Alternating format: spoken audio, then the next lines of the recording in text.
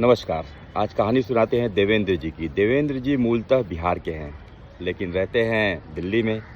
वहाँ पर टैक्सी चलाते हैं। एक दिन एक सज्जन उनके पीछे टैक्सी में बैठे, पहाड़गंज उन्होंने ड्रॉप किया उस सज्जन को, और वो सज्जन चला गया। तो देवेंद्र जी पीछे मुड़कर देखते हैं तो उस पीछे बहुत एक लैपटॉप पड़ा हुआ है, एक बैग पड़ा हुआ है। बैग में कुछ आभूषण पड़े हुए हैं, कुछ गहने पड़े हुए हैं, कुछ रुपए पड़े हुए हैं।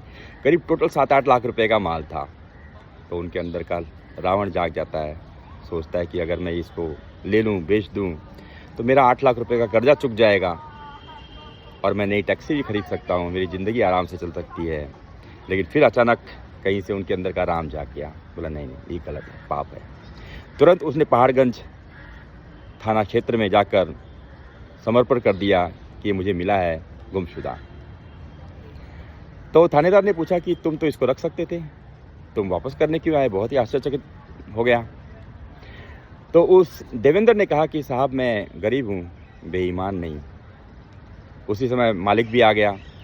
उसने पैसे वापस लिए, सारे गहने वापस लिए। उसको कुछ इनाम देने की कोशिश करी, बट उसने इनाम नहीं लिया। आत्मसम्मान। इतना प्रभावित हुआ थानेदार कि उसने प्रेस कॉन्फ्रेंस बुलाई शाम में और सभी को इसके बारे में बताया।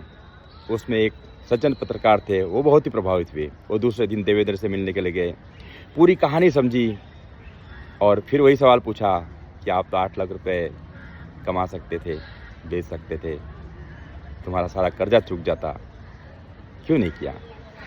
तो वो देवेंद्र ने फिर से वही बात कही कि साहब मैं गरीब हूँ, बेईमान नहीं।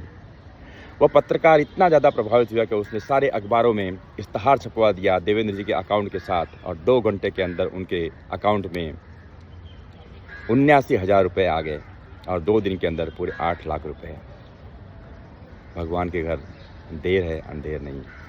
अगर आप ईमानदारी से काम करते रहते हैं तो आपकी मदद के लिए ज़रूर लोग आगे आते हैं। Have a great day.